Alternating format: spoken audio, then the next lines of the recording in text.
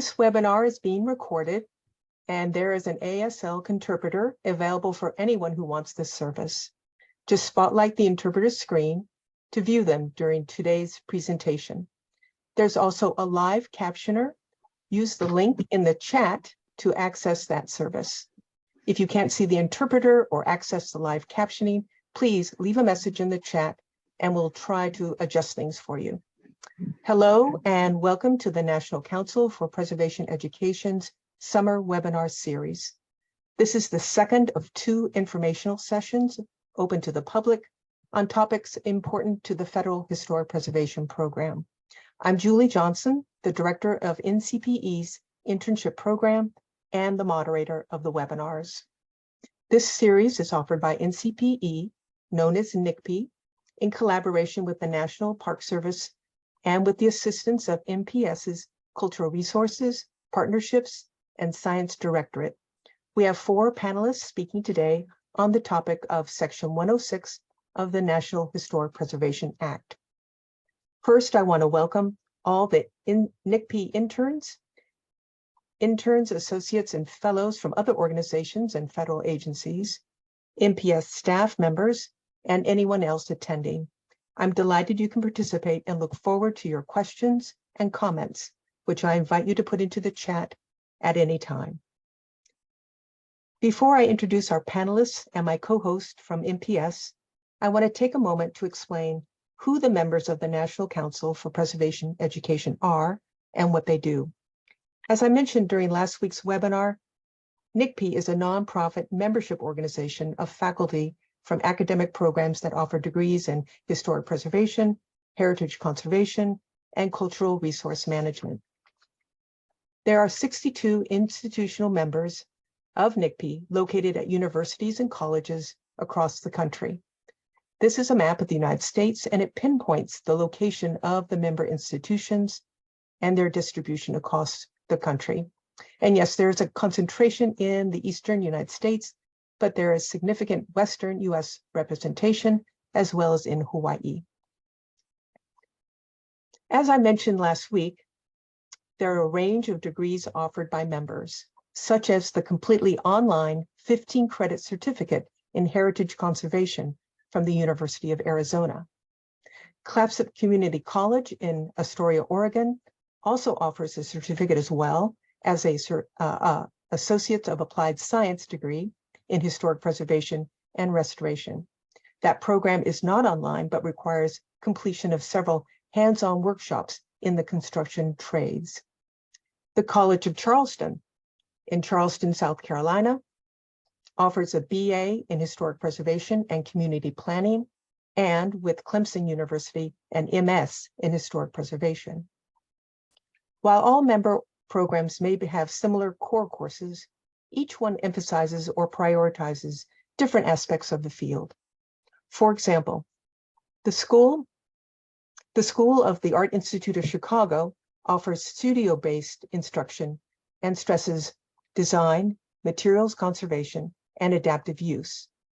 The University of New Mexico's Historic Preservation and Regionalism certificate emphasizes regional history, smart growth, and community identity in its coursework. And the University of Mary Washington's undergraduate degree is multidisciplinary, with coursework offered in subjects that include museum studies, archaeology, and urban planning. Depending on where a student is in their life, whether looking for a 1-year certificate to burnish other credentials or searching for an immersive 2-year or 4-year experience, there's a program that will meet their needs. NHPA's Academic Review Committee peer reviews its members to ensure each meets basic academic standards and requires practical experience, such as completing an internship. The complete list of members can be found at ncpe.us. The URL is on the screen, and this is where you can find links to those programs and application materials.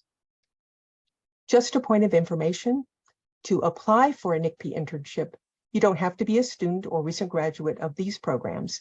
As our NHPA interns know, any accredited institution of higher learning is eligible. I'd like to take this opportunity to introduce my co-host, Paloma Belazny, the Youth Programs Coordinator at the NPS Cultural Resources Office of Interpretation and Education in Washington, D.C. I want to thank Paloma for joining me and for co-hosting and for assembling today's speakers.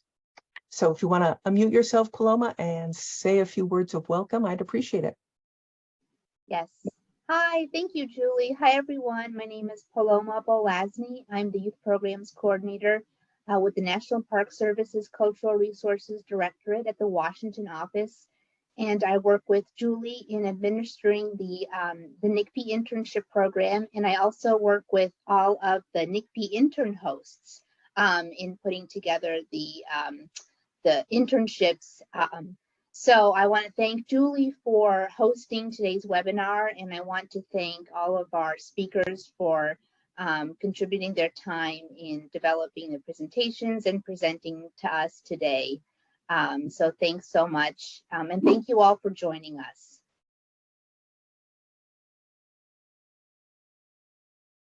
All right, thank you, Paloma and Doggy, for joining in, and really appreciate your time and energy in preparing this series, Paloma. It's been a big help. Let's see, you may recall, if you joined us last week, from that webinar, when Turkaya Lowe explained NPS's responsibilities for inclusive history, storytelling, and stewardship.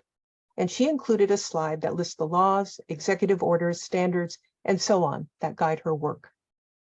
The first law on that list was the National Historic Preservation Act of 1966.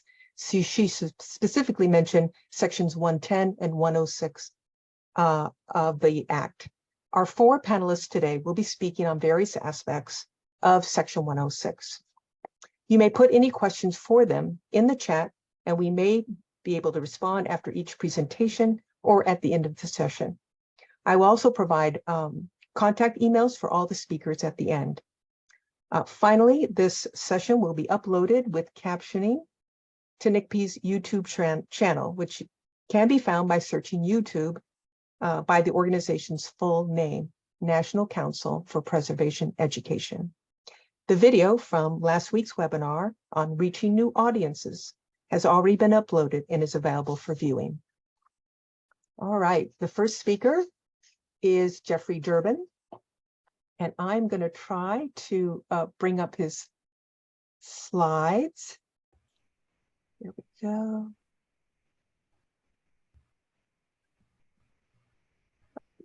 Oops, there we are. Jeffrey Durbin. Jeff Durbin is the National Park Service's Section 106 Compliance Program Manager in Washington, D.C. Prior to joining NPS in 2010, he was at the Advisory Council on Historic Preservation. He has also worked in a state transportation agency, a state archaeology office, a state historic preservation office, and an architectural engineering firm in the private sector, which gives him 34 years of experience working with the Section 106 review process. And Jeff, I don't know if you can unmute and share your video. I'm hoping so. Yeah. One thing I noticed when Paloma was talking, Jason, the ASL interpreter's picture went away. So if no one can see Jason, I can turn my camera back off. No, we can see, at least I can see all of you. Okay. That is all both right. of you. So it may have just been something on my end. All right. Thank you very much, Julie. Wanted to start off my presentation today about Section 106 with a pretty picture. This is a photograph of the Burnside Bridge at Antietam Battlefield. Just one of many, many, many examples of historic properties that the National Park Service manages and interprets. Historic preservation is a big part of what we do at NPS. But a lot of federal agencies that do Section 106 compliance have nothing to do with historic preservation in their mission. So why would they do historic preservation as a routine thing? Next slide, please. Well, various federal laws, policy statements, executive orders and regulations require federal agencies to at least commit to looking at ways to use and protect historic properties. And there's a publication that we have at the National Park Service that's been around for about 20 years. It's called Federal Historic Preservation Laws. In the slide that's up on the screen right now, you can see the URL for downloading a copy of that. We used to print these and distribute them, but we realized that now that everybody uses the internet, it's much easier for them to download a PDF copy. If you don't get the URL, just let us know in the chat or the Q&A, and we can put that address in there. Next slide, please. As Julie mentioned, a big part of what we do as a federal agency is motivated and mandated by the National Historic Preservation Act. NHPA is a rather lengthy document. It goes on for pages and pages. Literally, many of the things that the Federal Preservation Program does is outlined in NHPA. NHPA set up and created the concept of state historic preservation offices. With the amendments that were passed in 1992, the concept of tribal historic preservation offices was added to that. Also, our peers at the Advisory Council on Historic Preservation were created by the NHPA. Next slide, please. I'm not going to talk about all those other parts of the law. I'm just going to focus on this one provision known as Section 106. And compared to the rest of the law, it's very brief. It requires two things of federal agencies. The first is that they take into account the effects of their undertakings on historic properties. And secondly, provide the Advisory Council on Historic Preservation with a reasonable opportunity to comment on such undertakings. And that's all it says. It's very, very broad, not very specific. And if it were the only thing that we had to use in order to interpret and implement it, we probably would be lost. Next slide. Fortunately, the Advisory Council on Historic Preservation, which is enabled by NHPA, has created a set of regulations. The current set has been in existence since 2004. 36 CFR Part 800 are those regulations. And this is really the roadmap that federal agencies use in order to meet the mandate, those two things that I discussed earlier in the statute of Section 106. Next slide, please. One of the really great things I feel about 36 CFR 800 is it sets out, what the motivation, what the goal of Section 106 is in terms of what federal agencies must do. And I just wanted to read this out loud. The 106 process seeks to accommodate preservation concerns with the needs of federal undertakings through consultation among agency official and other parties with an interest in the effects of the undertaking on historic properties. Now notice that nowhere in that statement or in the statute that had the two requirements does it say that federal agencies must always preserve historic properties. Ideally, that would be a goal that all of us try to meet, but it's not always possible. And the Section 106 statute and the regulations do acknowledge that federal agencies are not always going to be able to do that. Next slide, please. The 106 process is basically a four-step process. It's iterative, it builds upon itself. It can involve as few as one step or as many as 4 steps. And how long it takes to get through the process will actually depend on whether or not there are historic properties, and if so, whether or not they're being affected, and if those effects may be adverse, and how they will be resolved.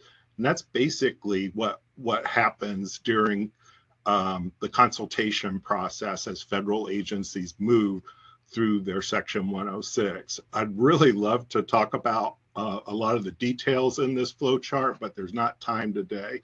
But I wanted you to know that there is a process. Next slide. Now, obviously, federal agencies that have to do all 4 steps are going to notice that it takes them longer to get through the review process. That's kind of a carrot and a stick motivation for federal agencies to not have adverse effects so that they don't have to go through all 4 steps. But even so, federal agencies may have to do 2 or 3 of those steps. And as time has gone on, a lot of federal agencies have realized that it takes them a while to get through the review process. Through the Section 106 regulations, 36 CFR 800, the ACHP has provided a process for federal agencies to develop alternative approaches to compliance. And one of those alternative approaches is through what's called a programmatic agreement.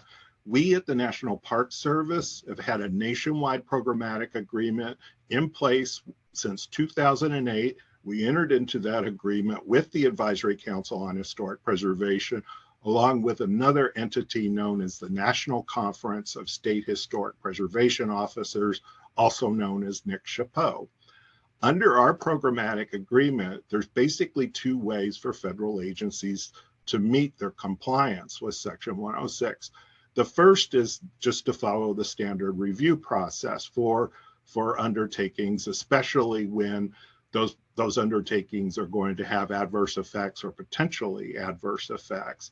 But we also have a streamlined review process that was put in place for certain undertakings that meet established criteria and are one of the activities that are listed in our streamlined review process. This document has enabled our parks to do their Section 106 compliance more rapidly.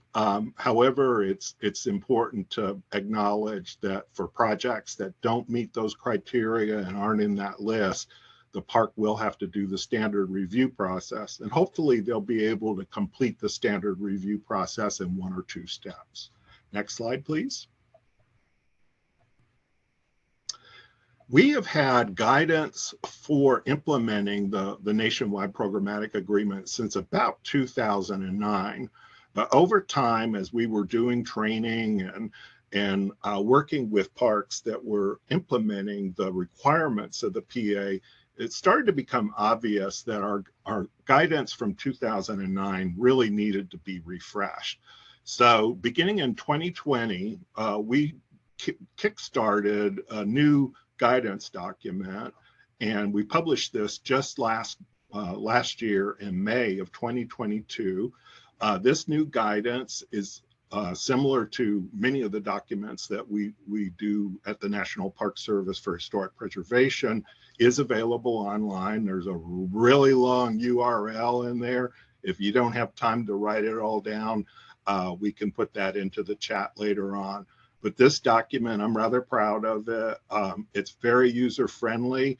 It's online. It has hot links in it, so people can click on concepts that are outside of the Section 106 process, such as the National Register of Historic Places and other things that kind of get pulled into compliance with Section 106. Next slide. The other thing that I'm really proud of, we just recently, earlier in the spring, launched a Section 106 website. For years, the Park Service has tangentially had web material that reference Section 106 or even NHPA, but it never really drilled down into the nitty-gritty of compliance with Section 106, especially how the National Park Service does its own Section 106. This website has been live now for about 2 months. It's not going to be something that is going to remain static. We'll be adding new material to it as time goes on. It is intended mainly for the public, but it's also a good reference for MPS staff to use. And I do want to encourage all of you who are NCPE interns to check it out. As I said, it is accessible to the public, and you don't have to have rights to the MPS network. Next slide, please. The other thing just occurred last month. We are now doing online training again on our website. This had previously been located on our Common Learning portal, which has been taken down. DOI Talent has had training materials, online training materials for quite some time. So we've integrated the best aspects of that online training for Section 106 into the DOI Talent website. Just like everything else that we do online in the way of training, it's self-paced. It is an introductory course. It is something that people who don't regularly look at Section 106 or deal with it, we encourage them to go back to it as a refresher. Unfortunately, unlike the website that I just mentioned, things that are in DOI Talent are inside the firewall of our computer network. If you're a NCPE intern working with a National Park Service issued laptop, you can register to take this through DOI Talent. So I've placed the website address in there to help get you started. Next slide.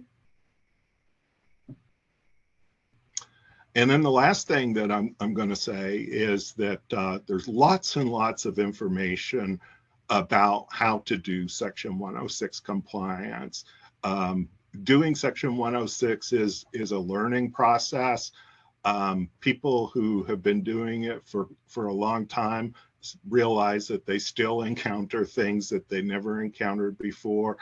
But I do encourage you to take a look at other web material. The Advisory Council on Historic Preservation has perhaps the best information online about doing Section 106.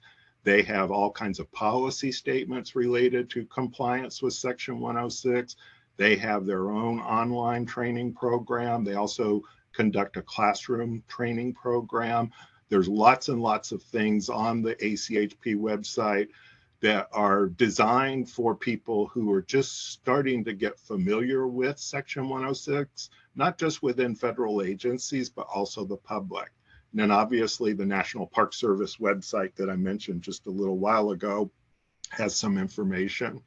And lastly, if something that was said during the presentation today causes you to think about doing Section 106 as part of your career or your intended career, I did want to mention that a lot of people who go into historic preservation that are settling on a career in historic preservation, they get their start doing Section 106 compliance.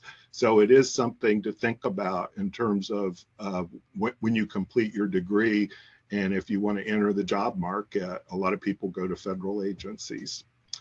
And then there's my email address there. So I do encourage everyone to reach out to me if they have any questions. That's great, Jeff. And I can hear a little feedback from somebody. I'm not sure who, but that's wonderful. And actually, I have a few questions, but I might save them to the very end. So I think what we'll do is stop sharing your presentation so that I can introduce our next speaker. Summer Roper Todd is the Acting Cultural Resources Manager and Section 106 Coordinator for Hawai'i Volcanoes National Park. Her background is in archaeology, and she attended the University of Hawaii at Hilo for her undergraduate degree and the University of Hawaii at Manoa for her graduate studies. She has worked at Hawai'i Volcanoes National Park for over 20 years and has had the opportunity to assist other Pacific Island parks units, including the National Park of American Samoa, the War in the Pacific National Park in Guam, as well as other Hawaii Islands national parks. She is passionate about preserving and protecting cultural resources and enjoys mentoring others to help train up the next generation of cultural resource stewards. And I'm going to let you, Summer, share your screen. Okay, can you see it now? I hope I did it right. Nope, Uh-oh, okay, hold on. Let me it's okay. see. How about now? Nope. Oh no, okay, hold on. Let me go back out. I might have shared the wrong one.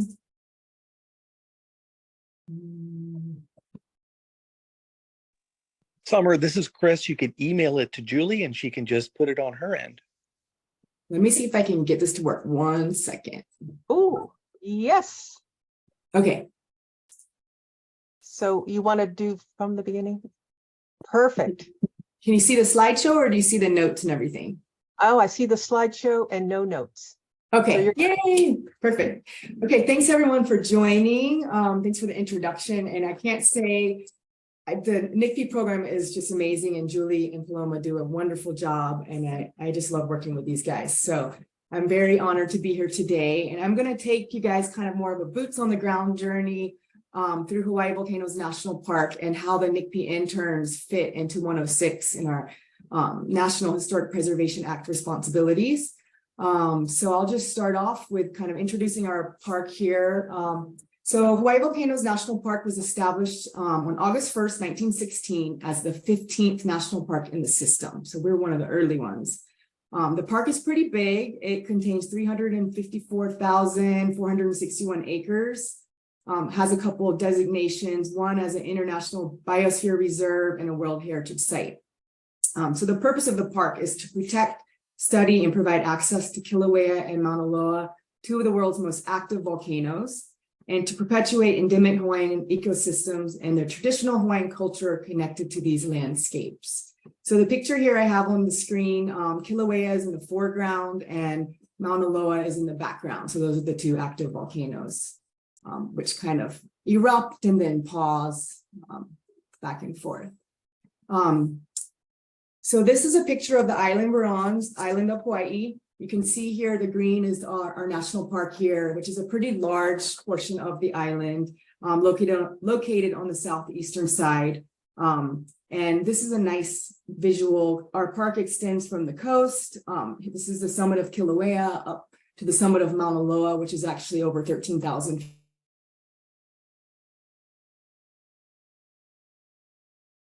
ecosystems, and this is just a picture of one of our most recent summit eruptions. So this is Kilauea here, which is this here. It's always exciting when Pele makes a show for us. So in our park, we have a lot of historic properties, like Jeff mentioned.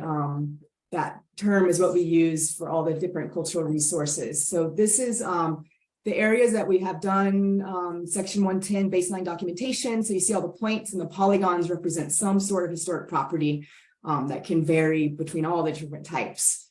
And a lot of these polygons are historic districts, and then we have multiple overlapping districts. So you can see that we are pretty busy protecting historic properties throughout our 300,000+ acres. And one thing to note is we haven't surveyed everywhere. So this list is going to grow, those dots are going to grow, and the polygons and lines will grow as well. For the types of cultural resources we pretty much have every type you can think of. We have a lot of archaeological resources found from the coastal area all the way up to the summits and everywhere in between, with multiple overlapping layers of different histories. Starting with the pre-contact era, we have petroglyphs and shrines and ahu. We also have World War II history, ranching history, early explorations in science and volcanology and tourism. So we have a lot of really interesting stories and remnants left behind of these activities on the landscape. We also have a lot of structures. We have a lot of historic buildings. I think we have over 100 historic buildings. We have a historic district with these 1930 and 40 era buildings, a lot of them built by the Civilian Conservation Corps. We have even earlier time period buildings, like some of the early iterations of the Volcano house. This one was built in 1877, and lots of prehistoric structures, archaeological features. We also have cultural landscapes, and those vary in different eras too. So we have, this is the largest petroglyph field in the state that we have in the park, called Pu'uloa. It's a sacred place to Native Hawaiians. That's one of our cultural landscapes. And we also have this historic era cultural landscape, the Idaho Ranch House and Gardens. And that is a really beautiful area with these amazing gardens tied to an important historical figure here in Hawaii. And the whole entire park is a traditional cultural property. So we have ethnographic resources. All the natural elements in the park are considered cultural resources and sacred to Native Hawaiians. Even the forest, all the volcanic elements, the steam cracks, the calderas, the craters, and especially the active lava, even the sounds of the lava are considered cultural resources. So everywhere in our park is a cultural resource. And some of these cultural resources are lumped together in historic districts. So all those overlapping polygons you saw, we have multiple historic districts. And these are just a few examples. We have the fossilized footprints in the Ka'u Desert as one of the archaeological districts. We have some built environment historic districts. The bottom right photo is the Kilauea military camp. It's a rest and recreation camp for active service. And then we have another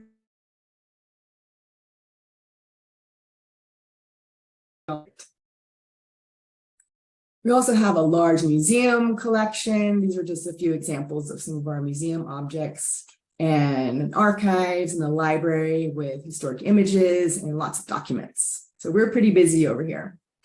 So as Jeff went over, all of this work ties into the 106 process, those 4 steps. And so I'm just really gonna not go into too much detail, but talk about number 2 and 3. Identifying historic properties and assessing the adverse effects, and how our NCPE interns tie into this process. So currently we have 3 active NCPE interns and 2 alumni that are actually on staff right now, and they're all doing amazing work. So our 2 favorite numbers when you get into historic preservation is 110 and 106. Everything we do is based on Section 110 and Section 106 of the National Historic Preservation Act. So a lot of what the interns are doing now really falls into that 110 category, or the number 2, identifying historic properties, and getting that baseline documentation, because that's really important. If you don't know what you have, you can't really assess effects to the historic properties. So that's kind of one of the main things that we do, so that when we have a project happening, we can assess effects. And so as the 106 coordinator, I coordinate all of this. And so when a federal agency needs to do a project, they're required to do the 106 process. So you need to look at what the project could impact. So if it's going to be a historic structure, if it's going to be an archaeological site, cultural landscape, or any other cultural resource, an ethnographic resource, you need to send, for me as a 106 coordinator, I send out the projects to all the reviewers that are subject matter experts. So I have a background in archaeology, so I can review the archaeological concerns. I send it to a historic architect for the buildings, anthropologists for the ethnographic resources. I have them look at the project, and then they say, okay, this project looks great, and we can avoid any adverse effects. Say if you want to build a fence line and there's an archaeological site, maybe you can move the fence line. So there's ways to mitigate and avoid, which is really what we want to try to do every time. But as Jeff mentioned, sometimes that can't happen, but really we do try to avoid by either putting mitigations in or just kind of rearranging the project and making suggestions. So that's what one thing I do as the 106 coordinator is take all that information, give it back to the project, and try to work it out. So how do our NCPE's intern fit into this big picture? So currently right now we have one NCPE intern working on a big digitization project of our historic photo collection. We have over 41,000 historic photo images. So this really feeds into that 110 process. When we're looking at, what resources are in an area, we can really go back and look at these old photos. So you can see this is an image from 1923. A lot of the buildings that are in the image are no longer extant. Things have changed a lot since then, but if we have a project that could involve ground disturbance, and we look back and we say, oh, there was a building there before, there could be some kind of subsurface features. So as a mitigation, we want to put a monitor on that project. So it's really helpful to have these pictures available. And for historic structures, you can go back to the historic photos and see what, and also the documents and see what was original, what needs to be retained if possible, when these buildings get worked on. And so we have all the photos, and right now, if you want to look at them, you have to go in person, you have to make an appointment. And so having these digitized and up on the web is going to be a huge help for us. And also we can share them with the public. So this is a great project, and the NCPE interns are almost about to put their first collection up live, and I'm really excited for that. I can't wait. Another project, another NCPE intern is working on, we're doing some baseline documentation and archaeological surveys and an ancient agricultural field system in our Kahuku unit. This project is really exciting. It's a partnership between UH Manoa and the National Park Service. And so we're making this project community-based. We're not just going in and doing the survey and the excavations ourselves or with the university. We're trying to bring in the local community, bring in school groups from the schools close by. And so our intern has been the go-between. She put together curriculum. She did the logistics to reach out to the schools and to the community. And we actually had we had 3 different schools and 1 community day this field summer come out. And you can see on the picture on the right, we had, these are the 5th graders from the school just right down the street. And they had so much fun excavating and screening and bagging up the samples, and they just had a blast. So, and you know, for them, they're actually participating in real work. So it was really, really rewarding, and the intern did such a great job. So this is part of the baseline 110 responsibility, but making it kind of expanding that and making it more community-based. So we have one more intern that's currently working, and his focus is trying to get some of these histories and stories out on digital platforms. So social media posts, videos, which I'll show a video on the next slide, web pages. So I just wanted to share, and I hope this goes well, one of the web pages he's working on, or he put up live. Let's see.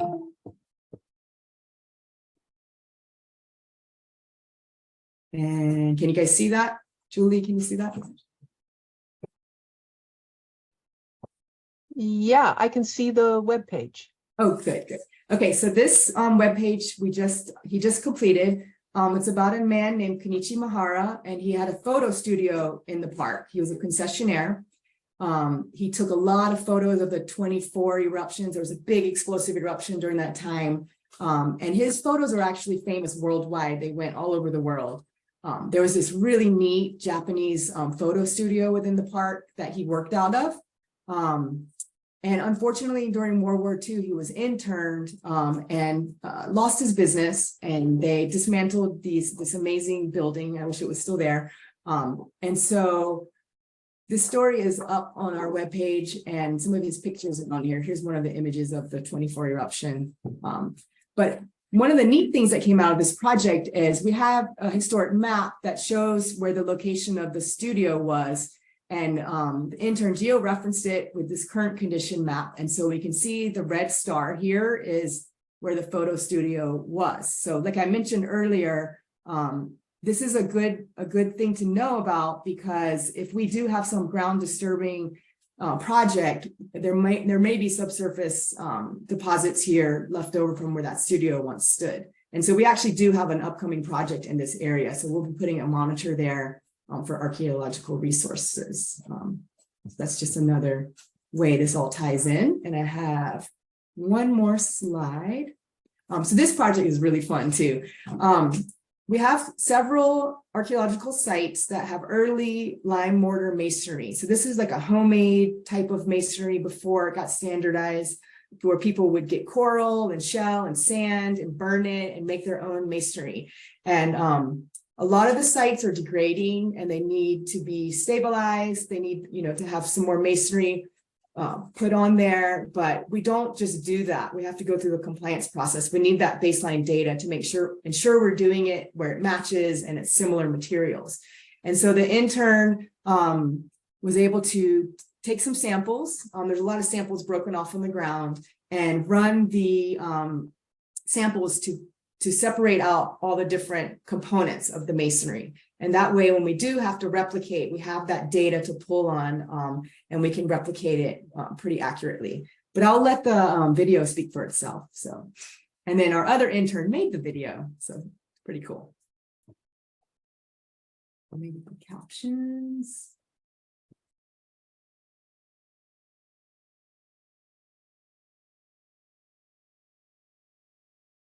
If you lived on an island, what materials would you use to build your home? In Hawaii, a hale, or house foundation, was traditionally built by carefully stacking lava rocks. Then felled trees like the ohia would be used to create a frame. Pili grass, or lolu, palm leaves, were thatched to make the roof and walls. Around the turn of the 19th century, after the arrival of Westerners in Hawaii, a new building method was introduced which supplemented the traditional method. Coral blocks were extracted from the ocean, and sand, comprised of coral and seashell, was collected. These regionally sourced materials were burned to make lime, which, when mixed with sand and water, created a unique mortar composition representative of what was available at the time. These varying mortar mixes were used to build many different types of structures, including houses, churches, tombs, and cisterns for water collection and storage. The labor-intensive process was replaced in the late 19th century by the importing of standardized manufactured mortar materials for later construction and repairs. As part of an internship with the National Council for Preservation Education, I collected mortar samples from various historical sites around the island of Hawaii. These small samples had already detached from the structures and did not require invasive techniques to remove. The mortar was brought to the lab at Hawaii Volcanoes National Park, where it was broken down with hydrochloric acid into its various components. After the experiment was complete, I calculated the ratios of coarse volcanic aggregate, fines, and acid-soluble content. This information will assist the park in understanding and documenting the local materials and processes that were used to make the mortar. The data will allow for a ratio match in mortar replication for stabilization work on vulnerable sites as the need arises. As time erodes history, this knowledge will help us preserve and protect these unique and irreplaceable resources for future generations.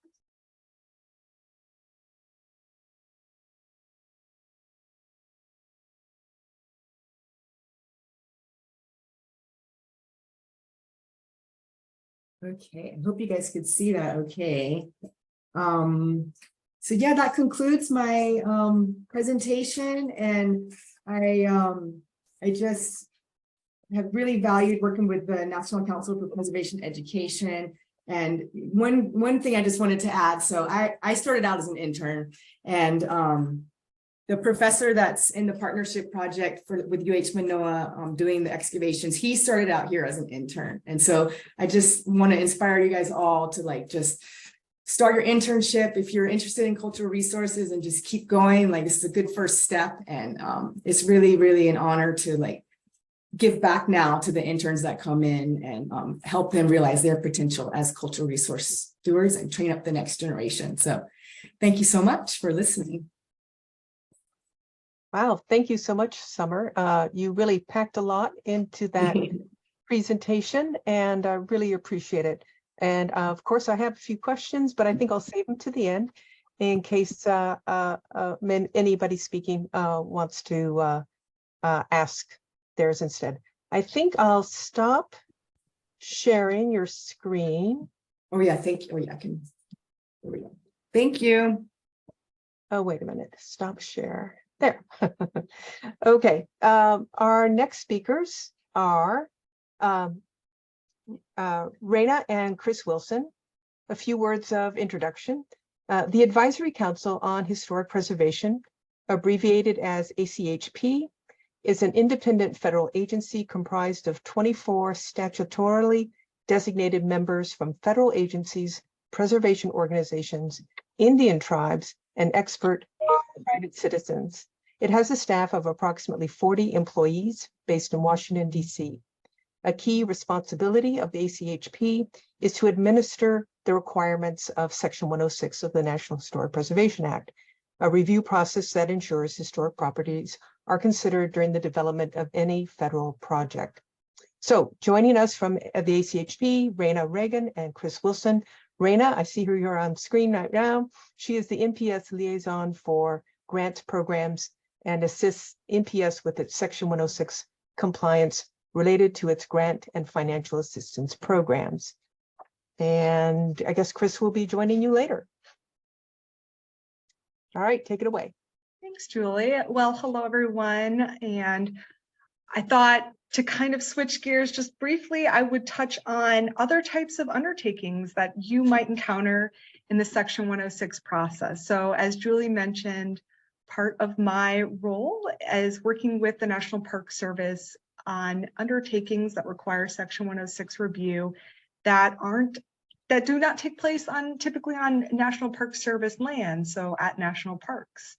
The Section 106 regulations define undertakings as a project, activity, or program funded in whole or in part under the direct or indirect jurisdiction of a federal agency, including those that are carried out with federal financial assistance. So you may be familiar with some of these, not only is it NPS that provides grants to nonprofit organizations or partners to carry out activities related to its mission, but it's also other types of federal agencies that the ACHP works with that may be required to approve a federal permit or a license for things such as telecommunications towers, or if it involves an activity on wetlands or navigable waterways, there may be a U.S. Army Corps of Engineers permit required.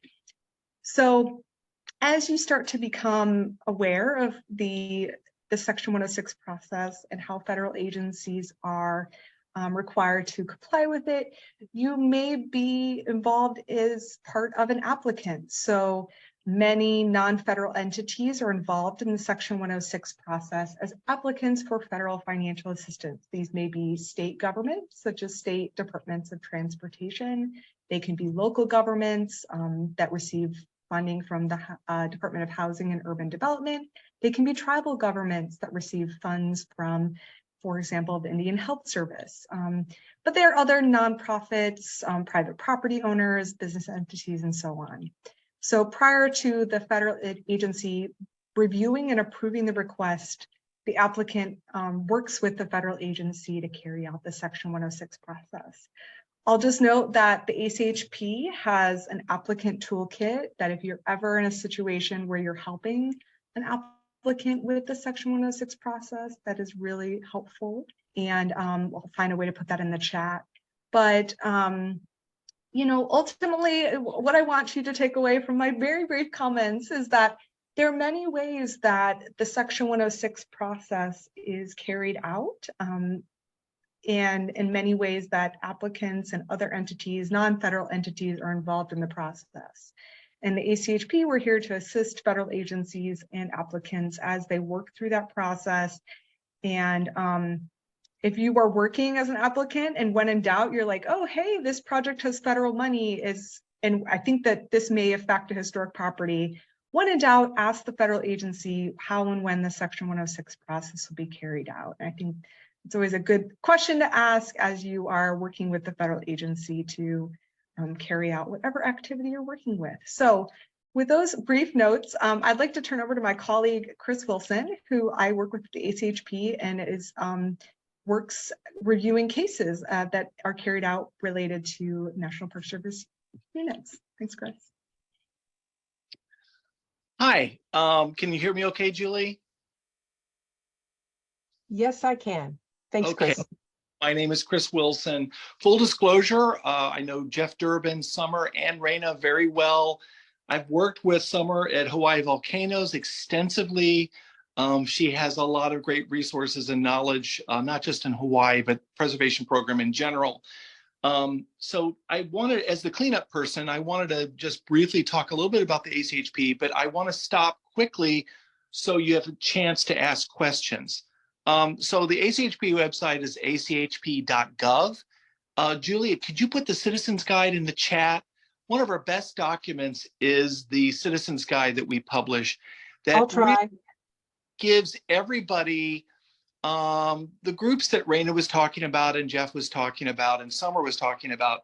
It shows what the role is for anyone or any entity that works or is impacted by Section 106. So it is a public process. So you would be shocked to know really any federal project that you can think of, whether it's a grant, whether it's a property management agency like the Park Service, transmission lines, there's a Section 106 component. So one of the things that I like to do when I talk to interns is just sort of pique their interest. That's why the Citizens Guide, I think, is a good way, sort of an entree into 106.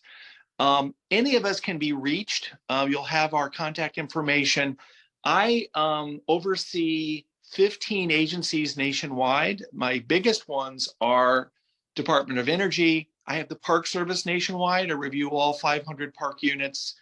I have the Air Force. I have the Treasury Department. I have the Coast Guard. I have DHS, and many other agencies. So one of the interesting things about 106 is the breadth of the projects that you might encounter. And so, you know, our training typically, we'll do something like this, an intro to 106 will take 2 days. So 16 hours. So today is not 10,000 feet. Today is 100,000 feet. And so I'm going to stop here right now. So there's almost 100 people on this Teams call or Zoom call. I'd like to stop to see if there's any questions, but just make sure everyone has Summer's email, my email, Jeff's email, Raina's email, and we can answer any questions you might have, or we can direct you to the right place. So I'm going to go ahead and mute myself. All right, thank you, Chris. I'm looking in Q&A, and it looks like there's a question for Summer. Let's see, for the digitization of the historic photograph collection, how are you able to locate where the structures were? Are the locations labeled on the photograph, or is this from additional documentation and other records? I ask because I'm currently working on organizing the NPS historic photograph collection at Harper's Ferry, where we have several NCPE interns. And very often there's no additional information about the photographs of buildings included and where the building is located and what type of building it is. So a specific question, but probably one that interns encounter all the time. So why are you so lucky? That's a great question. That's a challenge for sure. I think it's just case by case. So sometimes if you have some kind of landmark, you can overlap it with, but yeah, when there's not a lot of information, that creates a challenge. But I'm definitely open if you want to reach out, and we can talk more with our interns and then the person leading the project and try to help you out. But yeah, I think a lot of times it's just trying to figure out what kind of landmark, or yeah, if there's other documents that can help you figure it out, that can be helpful, but it's basically just case by case. So yeah, I hope that helps, but please reach out. We can talk more about it in more detail. Great.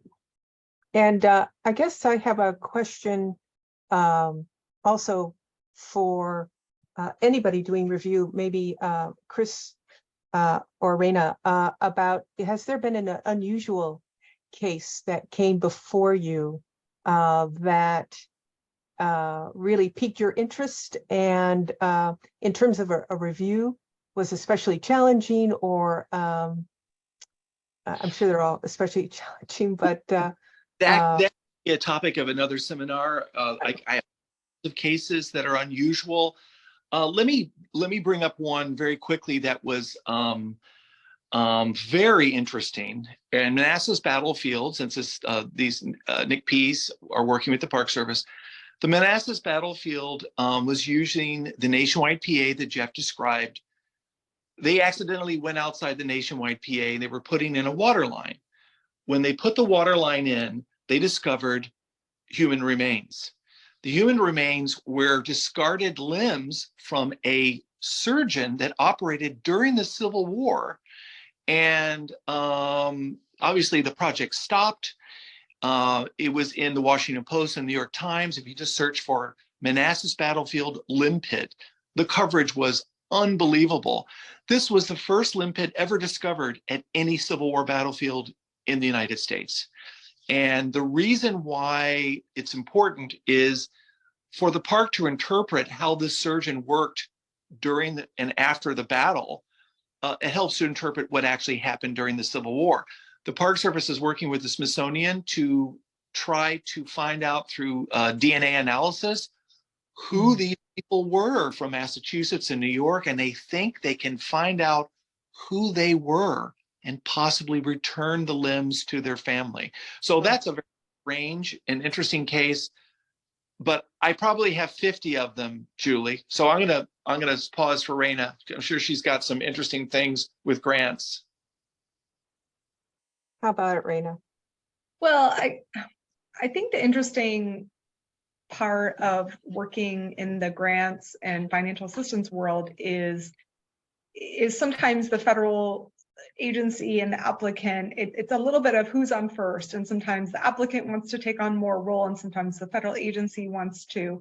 So it's a really great opportunity for both to really work together. And so I've certainly seen some situations where sometimes it's about, I always like to see it as like problem solving. It really gets you thinking about how do we create a resolution here that everyone is comfortable with and gets the best outcome that meets everyone's needs. So if you're interested and kind of cautious about what does Section 106 look like in terms of a day-to-day, from my point of view, it's a lot about, we say it's a lot about diplomacy. It's a lot about creative problem solving and kind of finding some really unique challenges to kind of filling the agency's mission while carrying out these responsibilities. So. Great, thank you. And I think we have a hand raised. Let me see if I can unmute someone.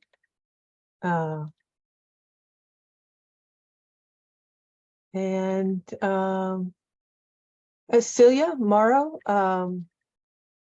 you are unmuted if you want to ask a question.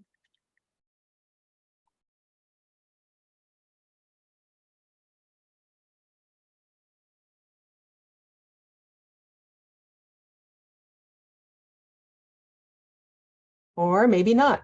Okay. Or put your question in the chat. Let me see what I can do. I'm not seeing any other questions. Julie, there was a question earlier in the Q&A that I attempted to answer. This is for Jeff. Whether or not the Section 106 course in DOI talent is for NPS employees only, and maybe Jeff can clarify who can take that course. Yeah, and I did answer it in the Q&A. Great. As I had indicated there, it isn't just NPS employees, interns that are working for the National Park Service that are issued an NPS laptop and have a partner at NPS or at npspartner.gov, whatever the email address format is. If you've got those things, you should be able to get into DOI talent. And just because it's such a long URL, I did copy and paste that URL into my answer. So that's up there for people to look at. I encourage you to grab onto that. Probably after the Zoom call ends, all this stuff will go away for those of you who are participating today. But if questions come up afterward that you think of, you can always get back to those of us who were presenters. Yes. In fact, what I'll do now, if I can, is share my screen.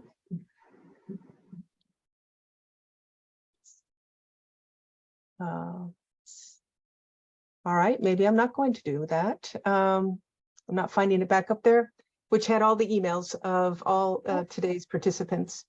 I saw it briefly, Julie. Yep. So you saw it, but I Oh. couldn't. I saw it as well, but it was just my presentation that was Yeah, up. I saw it too. So why do I have your presentation up here, Jeff, but not mine? So I'm not finding it.